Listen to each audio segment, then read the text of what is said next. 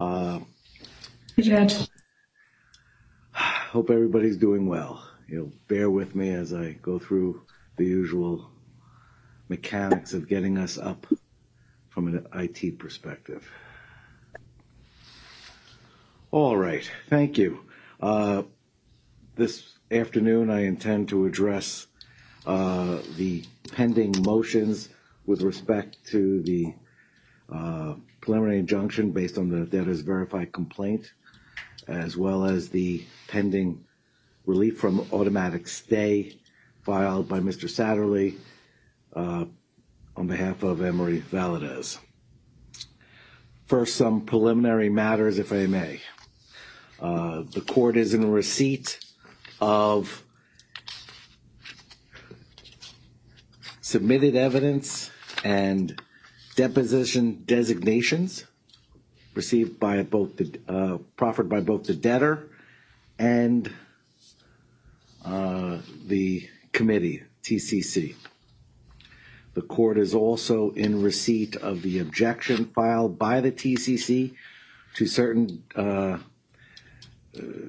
designations of testimony with respect to Mr. Haas, Mr. Murdica, and Mr. Birchfield.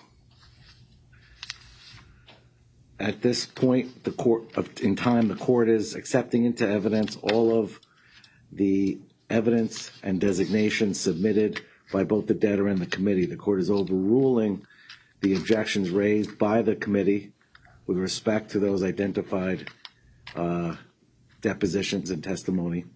But the court is going to note that the court, in reaching its ruling this afternoon, has accorded zero weight to the depositions and the evidence reflected in the testimony. The court is also in receipt of supplemental submissions from you all. Thank you. We have the debtor's supplemental submission dated April 19th. We have the committee's objection to it. We have supplemental submissions on behalf of the Bergerons, on behalf of Moan Rakeley's clients and Catherine Tolfson, on behalf of Paul Crouch. We have also, the court is in receipt of an initial statement on behalf of an ad hoc committee supporting TAL claimants. Oh, let me go back. With respect to the evidence, and I have also received the U.S. trustee's objection with respect to use of confidentiality designations, and the court agrees that the evidence has been accepted for purposes of the PI motion only and not for any other purpose in this case. I think that covers all these supplemental submissions. And the court has had the opportunity to review these this morning. I'm prepared to read my ruling into the record. I hope you all will bear with me in the time it takes. I sat through yours. All right.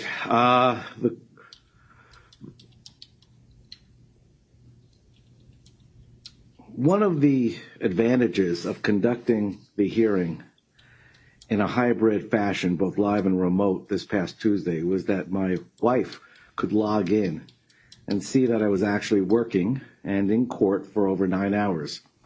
And when I got home, she asked me why I didn't cut off the arguments and the endless PowerPoint presentations sooner.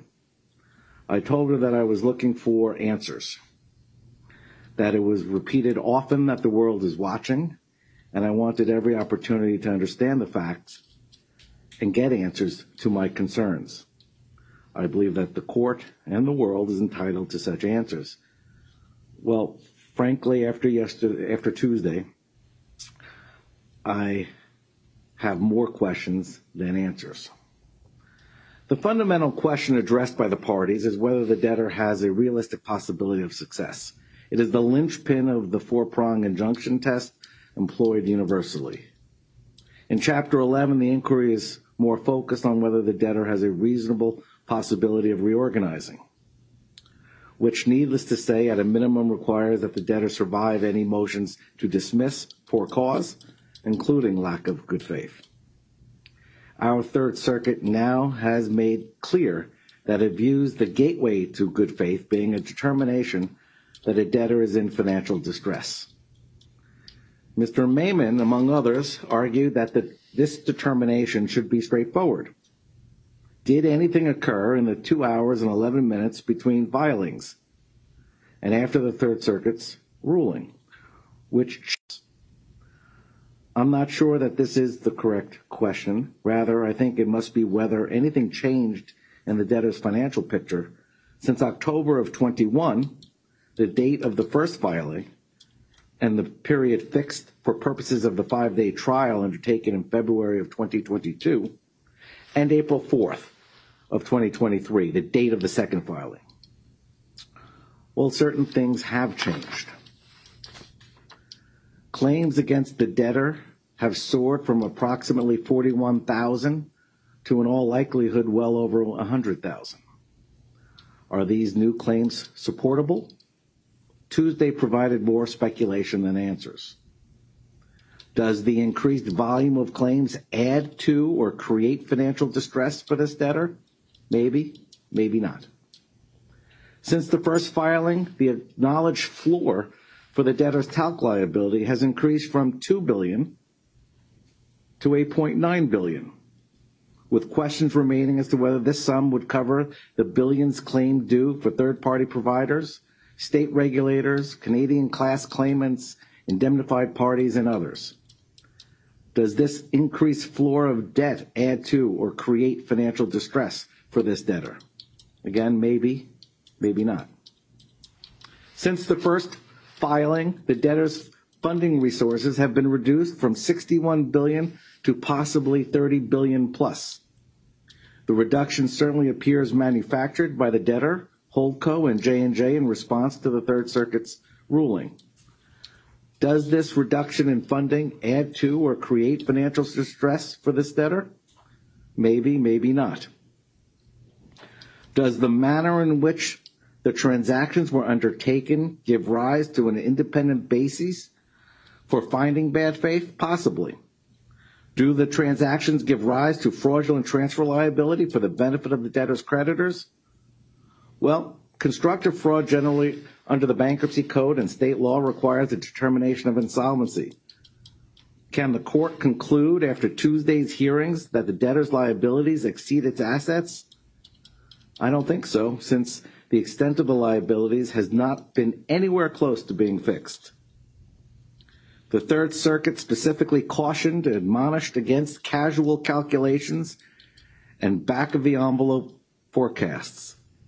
Given the limited record here, this court cannot make an informed determination or comparison of the assets and liabilities of this debtor in this bankruptcy, which, according to the Third Circuit, is where the inquiry should be focused. As to actual fraud, can the court conclude that there's been an actual intent to hinder, delay, and defraud creditors? Maybe. But proof of subjective intent may be difficult to determine without knowing the extent of the liabilities and whether it's reasonable for the debtor to believe that its remaining assets are sufficient to cover such liabilities.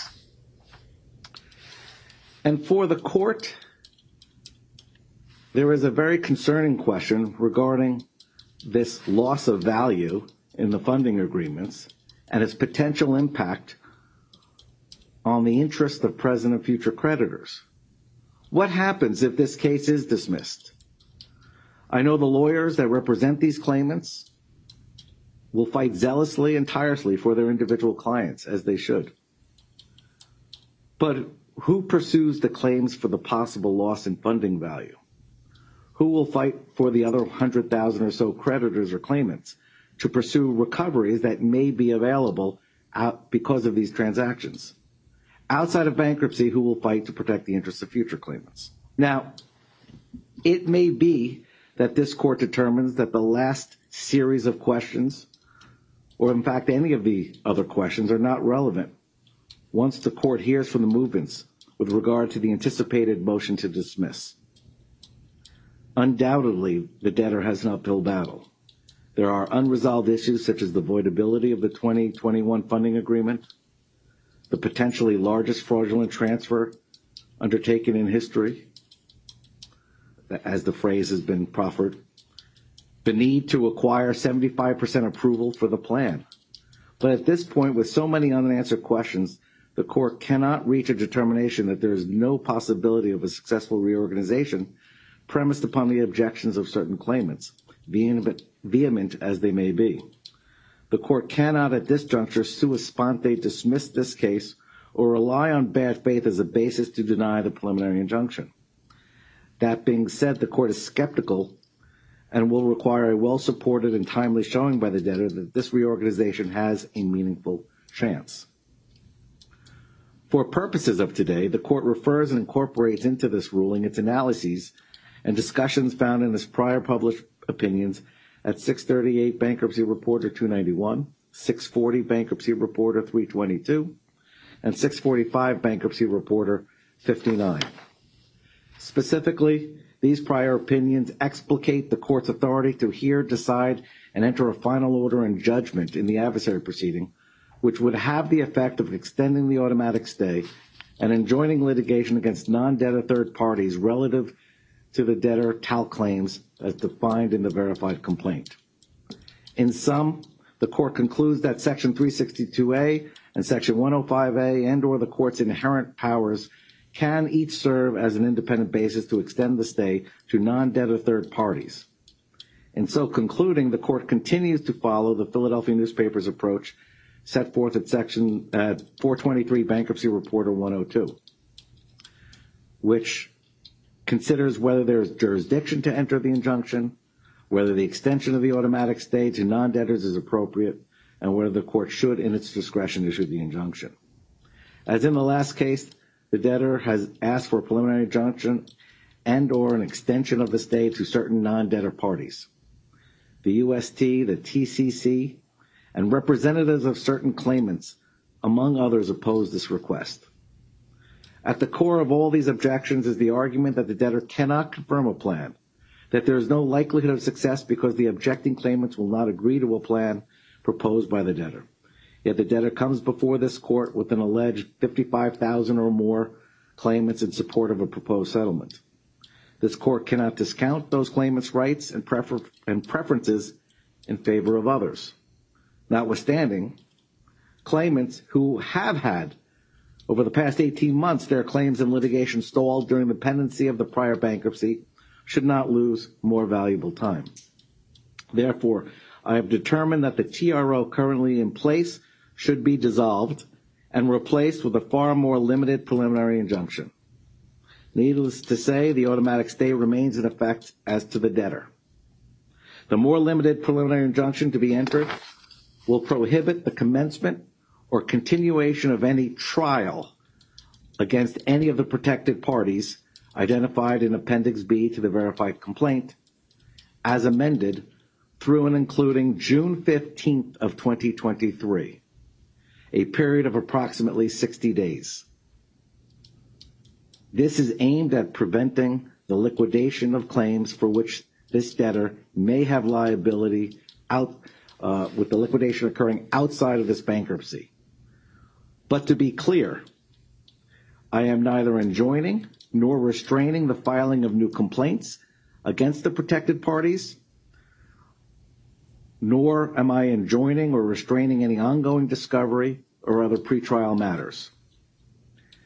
Given the very limited scope of these restraints, the court did not, and frankly could not, on the factual record, examine the basis of relief for each of the specific protected parties. The restraints included in the current amended TRO will remain in effect as to the MDL that's currently pending before Judge Michael Shipp. I have spoken with Judge Shipp, and we both agree that the continuing restraints as to the MDL should and will be revisited, along with the continuing appropriateness of the preliminary injunction itself at the court's omnibus hearing scheduled for May 22nd, 2023. With respect to Section 108C tolling provisions relative to the statute of limitations for unfiled claims, the court's preliminary injunction order will include language that the automatic stay under Section 362A remains in effect for unfiled claims unless the claimant through counsel notifies the debtor in writing of his, her, or their interests and intent to proceed with the filing of a complaint. The purpose of this language is to ensure that such claimants who wish to defer filing a complaint and paying the necessary filing fees while the bankruptcy case unfolds are not placed in the position of having to file and incur that expense. The court welcomes any and all suggestions as to workable language that addresses this issue.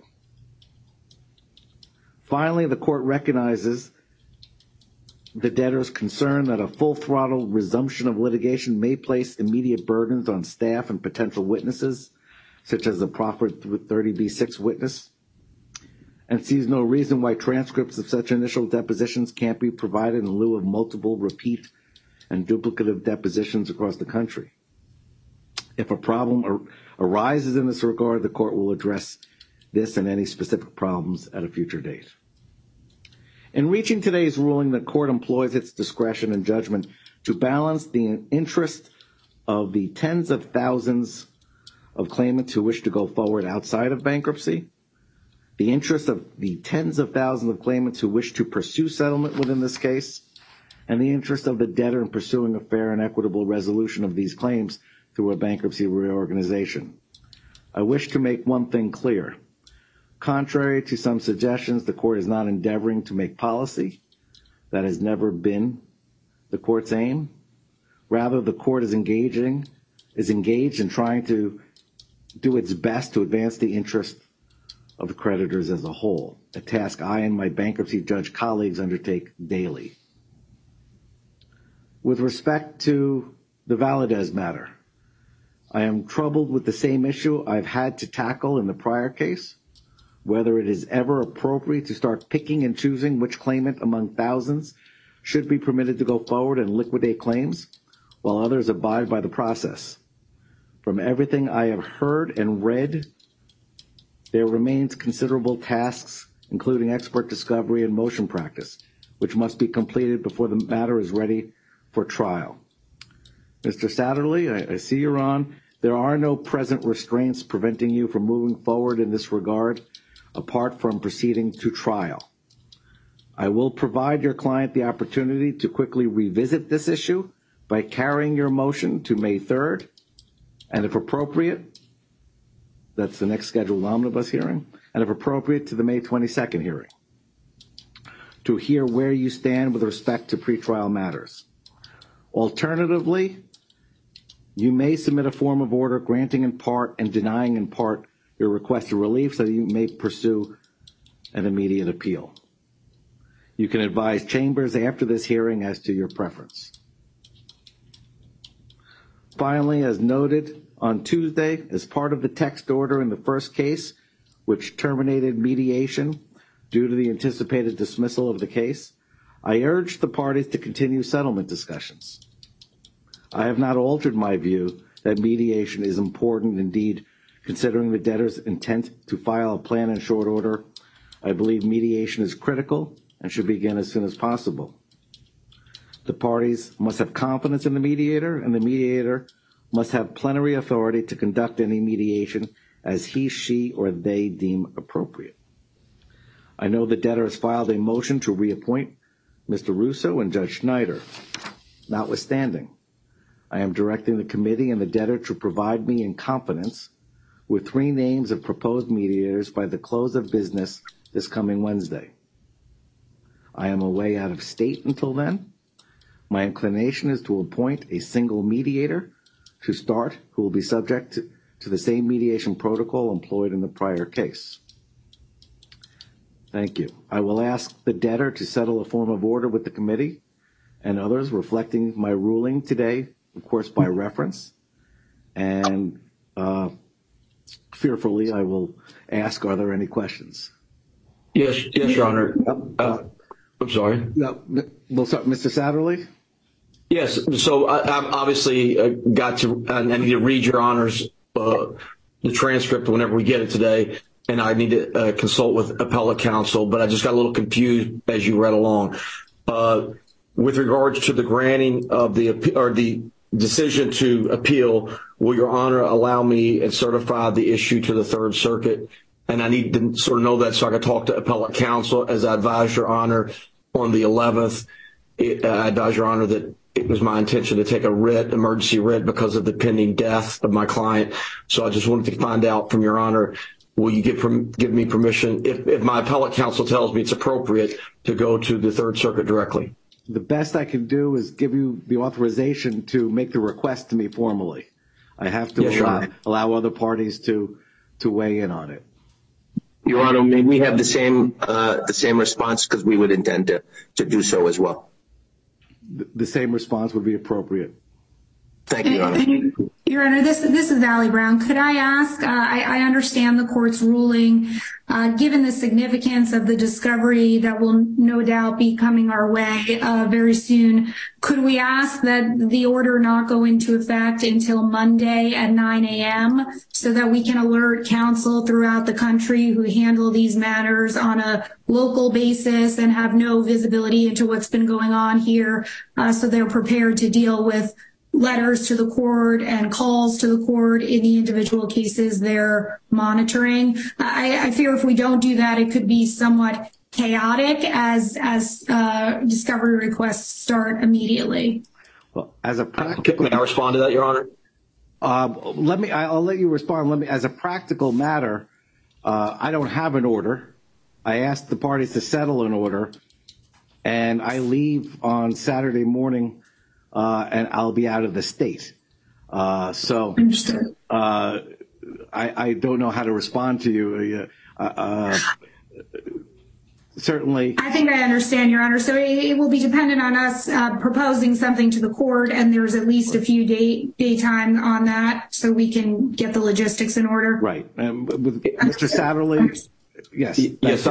So this counsel's been aware of Your Honor's tentative since last Thursday. And Your Honor, while it's more formalistic and you put it all in more detail, they've been aware. And just as Your Honor directed me to do, I went to Judge Seabolt and asked him to do exactly what Your Honor said, move the hearing till today. And counsel for J&J and all the retailers were present. And they said I correctly stated what Your Honor said. There's absolutely no reason to further delay, because trial courts, state courts, have a docket also, and they need to manage their docket. So I would request Your Honor to allow us to advise the state courts, advise the trial judges, the procedure. Obviously, various state laws control with regards to how much time they have to respond to discovery. No state that I'm aware of requires the debtor, the non-debtor to respond immediately to discovery. Usually it's 20 days or 30 days or 45 days. So even if we were to tender discovery today, it's not going to be tomorrow that they're going to respond to it. So I object to Mrs. Brown's request to, once again, further delay the resumption of our client's rights to go. And because, for example, Your Honor, one of the cases that I filed an objection to was Mr. Eagles. His trial, Mr. Eagles' trial, was already set for April the 2nd because of the TRO. We moved it to May the 1st, and now I was going to tell the Judge Seabolt to move it to June the 15th. And what Ms. Brown is, in essence, asking for is in Mr. Eagles' case, who he's dying of mesothelioma, that we would not be able to start preparing that case further for trial.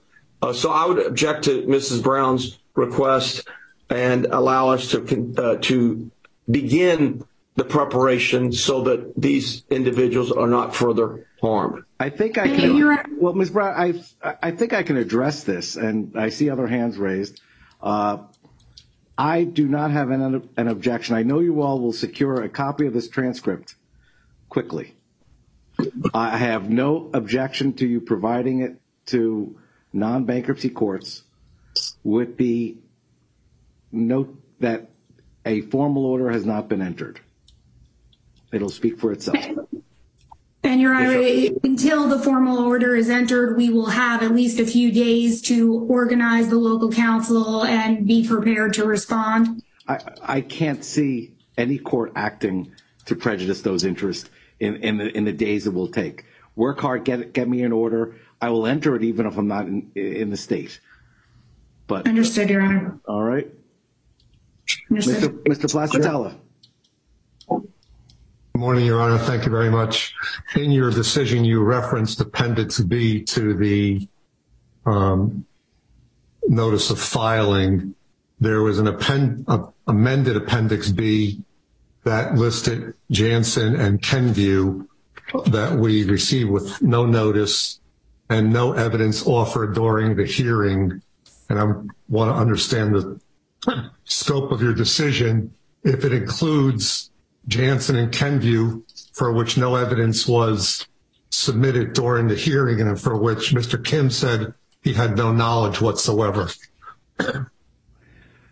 Well, I anticipated your question, and candidly, I can't see how your clients would be prejudiced with no trial to occur. That's the only limitation until June in a case where issue hasn't even been joined yet.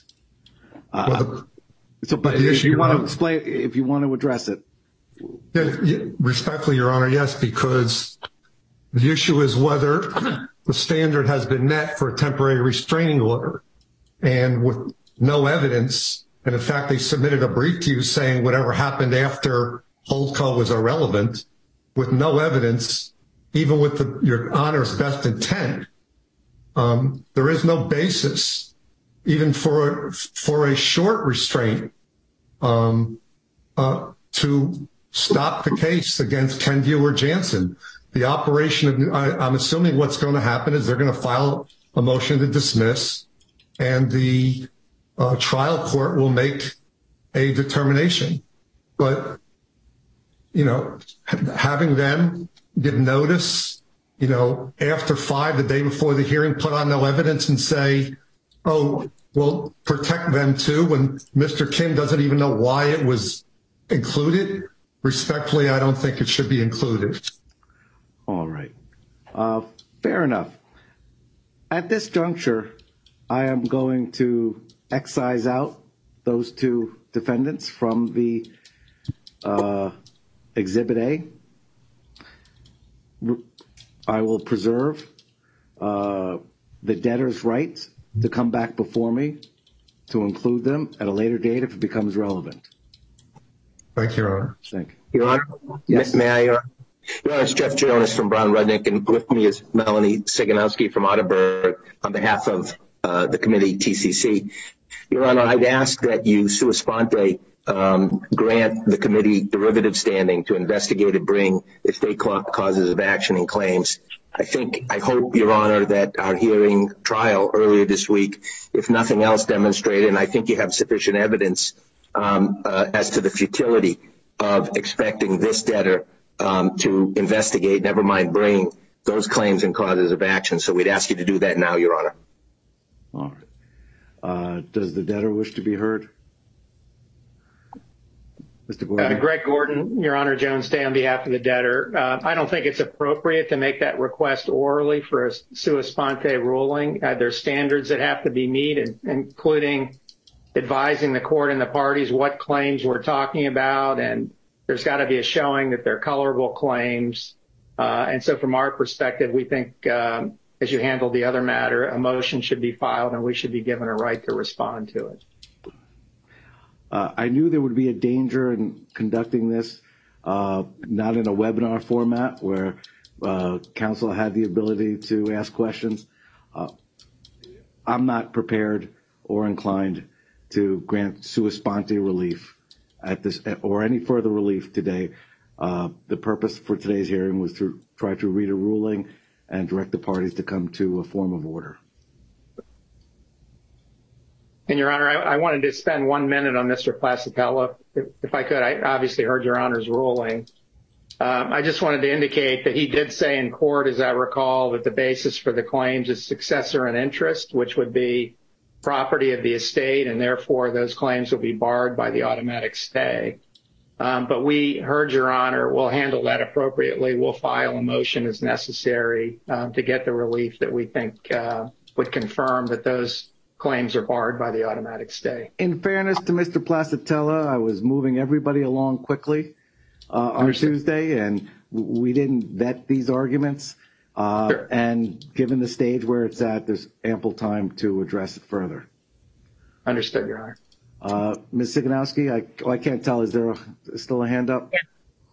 Yes, there is, Your Honor. Melanie Siganowski for the committee. Not asking for the relief today, but just to advise the court that we'll be opposing the debtor's request for expedited relief with respect to the hearing on the disclosure and plan. The court has received the debtor's motion on shortened time. I believe the court did receive something from your firm or one of the firms representing the TCC in opposition. In all candor, it sits on the corner of my desk, and I have not looked at it, nor will I through today and probably through tomorrow. So if other firms want to weigh in one side or the other, they may do so. Thank you. Your Honor, I have one last question. Can we, I know Your Honor said you're going to be away. Is it, can we have a deadline for the order? The only thing I'm afraid of, we can obviously meet and confer today. Can we submit by tomorrow competing orders to the extent we can't agree on the exact language? Because not necessarily with this debtor, but I've had situations where defendants in litigation don't agree, and it just protracts the submission of the order to the court. So I was going to suggest, is it possible we'll meet and confer this afternoon? If we can't agree to an order by 12 noon tomorrow, we submit competing orders, and Your Honor decide what's appropriate. My thought is that if you, let's see, I'm trying to make it as expeditious, but I'm not sure where I'm going to be during the early part of next week. So how about this? Do your best to meet and confer, come up with the terms. It shouldn't be a difficult order. I've laid it out, subject to anybody's rights to take an appeal, of course, but most of it should just be by reference. And so you should be able to come up with the terms of the order. You could take action as appropriate. So if by the close of business on Monday you haven't all agreed on a form of order, reach out for Chambers. We'll see if we can have a conference call. Your Honor, maybe an easier way to handle it is to have this, Your Honor's ruling constitute a bench order to be followed up by a written order so it's effective immediately. Judge, we'd like the opportunity to follow your instructions, and we can certainly do so by Monday, and we'll reach out if there's an issue. I think the only problem with that, Your Honor, my client's dying. Every day is important to my client. And if I have to make a decision about an emergency appeal, as I told Your Honor on the 11th, every single day that goes by, my client is closer to being in the ground, dead. And so I would request, Your Honor made it real clear what your order is today. There's no reason why we cannot agree to something this afternoon or tomorrow morning and submit something to Your Honor. So I would, Mr. Stoltz makes a great point, and I would request that Your Honor incorporate Mr. Stoltz's request. Your Honor, there are wide implications of your order, and we are prepared to follow the court's instruction to immediately meet and confer and get the court by Monday a proposed order. Your Honor? Yes, Mr. Mammon. Thank you, Your Honor. We object to the debtor stringing this out. This is, Your Honor noted that the delay for claimants should not continue anymore as to the non-debtors.